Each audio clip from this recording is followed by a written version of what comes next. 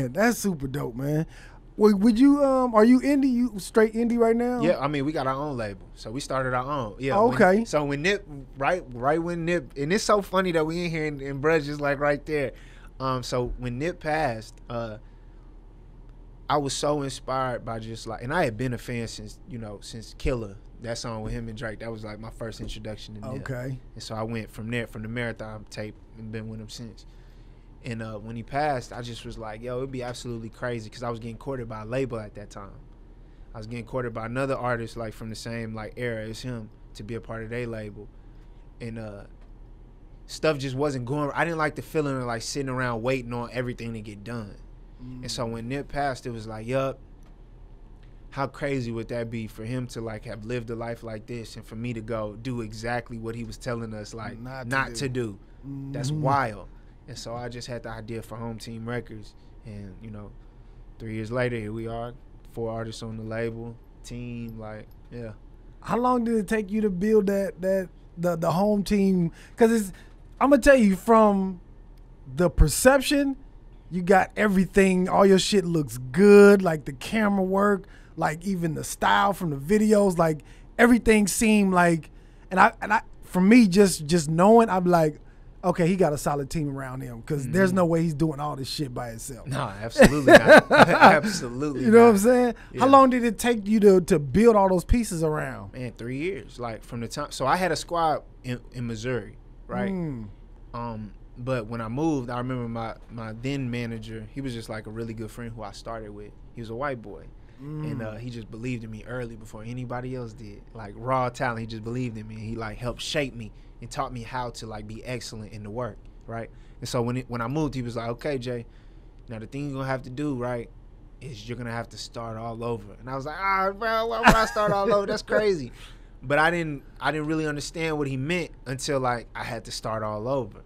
Start over doing what though? The whole team, right? Because everybody I knew was in Missouri, and they wasn't coming down here. Like, they had lives and other things. They were invested in me more than invested in having a career in the business. You know what I'm saying? Gotcha. And so moving down here, I had to start all over. And so originally I started the label like it was me, my brother, and my sister.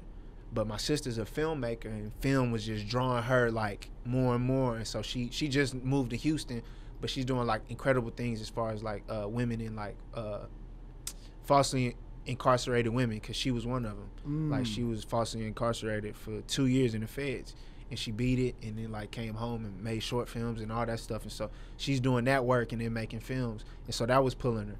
And then my brother, like, we just had different type of visions we wanted to go with, and so it was just me. And so I put out Pray for the Homies, and other people started being drawn to that by how different it was, and just like my subject matter and what I was talking about. People were relating to it. And so from there, it just started to like grow. People started being tapped in. My DJ and also the president, his name is Swerve. We went to high school together. I think he was he open? Yeah. Yeah, I think he lefty.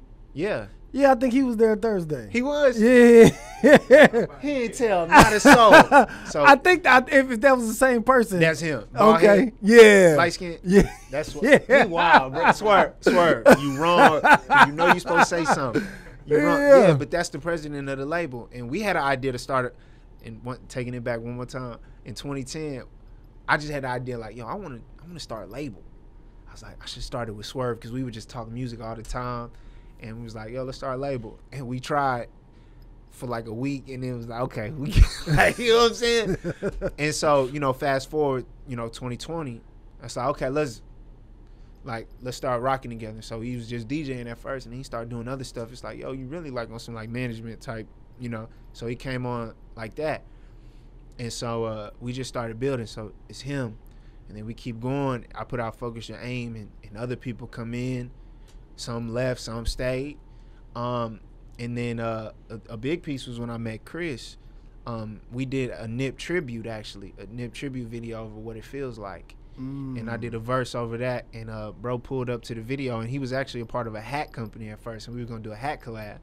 And he pulled up with such great energy. Like, it was just, I was like, yo, I don't know, but you supposed to do something with us. Like, I don't know. And so we just stayed cool. Like, just cool. Like, invite him to stuff. He pull up with his fam. Like, And it was just like great energy. My wife was like, yeah, I like him. And it's like his wife, they sweet. Like the baby sweet, all that. I'm like, for sure.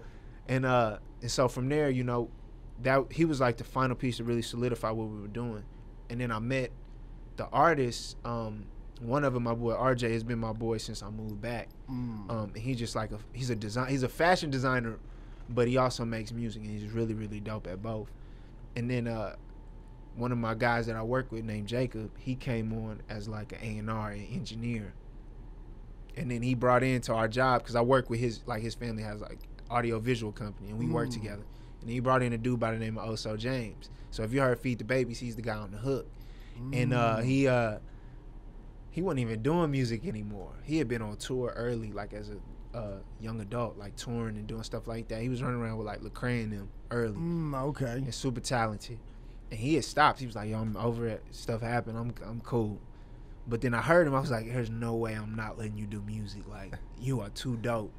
And so, you know, I talked him into it, and the first thing he did was the hook for Feed the Babies. And so we started building like that. And then he brought his boy by the name of 2-3 Reed, who's an artist. He's from Diamond Hill in Fort Worth. And, you know, that's how we got the artists. The artists were really the last piece. I had the squad, but the artist was like the last piece to be like, okay, now we have something that can be a movement, which was the goal from the jump. It was to be a movement that the city could like attach themselves to, like a Rockefeller, like a Rough Riders, like a NWA, like a Def Rock. Like, we wanted to do that for here, because I felt like that was the only thing that was missing. It's like, it's all these dope artists, but like, we don't have a thing. It's hard to get attached to a person, but it's easy to get attached to a thing. Right. Like, you know what I'm saying? Yeah. So we just started, you know, working like that. That's what I was telling, you know Eskimo Jake? You heard of him? No, I don't think so. He's from north side of Dallas. Okay. But I was telling him, I was like, I don't, just from outside, I don't feel like there, like, it's a bunch of artists here that are super dope, but I don't feel like there is like a stamp where the people stamp one person and be like, this is who our person is. You know what I'm saying? Yeah. That's from Dallas. Yeah. And he was explaining to me that Dallas is a consumer's city, where if the big artists like the Kanyes and the Drakes, they come in and just throw money, so they get that automatic spot from the radio, from different platforms out here. But I'm like, it's about the people. Like, I don't really see where the people is championing. I think that's kind of a cop-out, honestly, because there is. Look at every city. There was a time where there was nobody from there. Right. So before there was, you know, obviously New York is the Mecca, so that's a little bit different. But, you know, Chicago, there was common sense was first. Like, he was first. And there was a time when there was nobody from Chicago. Atlanta, Miami. You know, like, there's a famous interview from Eazy-E. He was like, you know, I just wanted to put my city. I just wanted to put Compton on the map, which started it all. Right. Like, but he didn't like just go as like easy. He was on some like, I want to put the city on the map. So I grabbed him, and put them together.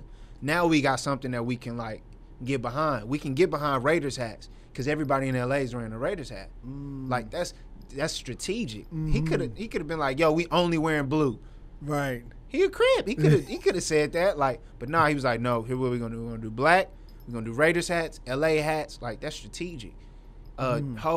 All right, we doing Yankees hats. We doing Rockaware clothes. We doing the chain. Rough Riders. We doing the double R. We riding bikes. Like, it gotta be like, there has to be thought, like strategy, all money in. Like, you know, it's so many pictures you see Nip or videos, and they like, everybody got an all money in shirt, all money in hat, marathon tee or whatever. Like, you gotta be strategic. And I don't think we've had anybody. And the only reason I have this perspective is because I moved.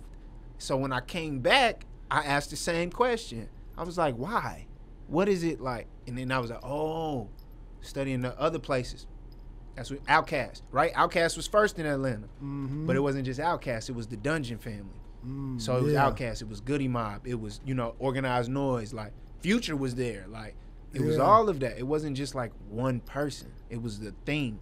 And I think you know, that's what we are focused on doing, is like becoming that thing for this Metroplex. Like, not just Dallas, not just Arlington, not just Fort Worth, but for this Metroplex. Like, you know. Yeah, because now when you saying that, I'm thinking like, yeah, even Memphis, like, with I can't remember his name, the Yo Gotti. Yeah. Just with him, like his whole movement. I remember going to an All-Star, I think it was in Houston, where I seen nothing but Yo Gotti post. I'm like, who the fuck is Yo Gotti? Like, this was like a while ago, you know what I mean? But I was just like, now that you mentioned that, it's like, yeah, everybody started where music was not even St. Louis with Nelly, that was first. Yeah. But Nelly wasn't even like the guy at first. It was Saint Lunatics. Right. But Nelly just like, he was so phenomenal, so like captivating that, okay, we're going with Nelly first. Like, Wu-Tang. You know, that's Wu-Tang has been like such a huge blueprint for us and like what we're doing. But like, they were like a organized like movement together. You know, and they went.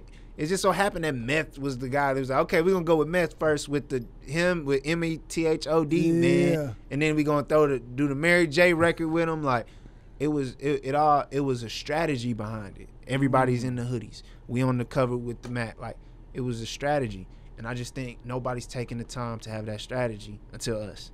Home Team Records. Home Team Records. That's what's up, man. Yeah.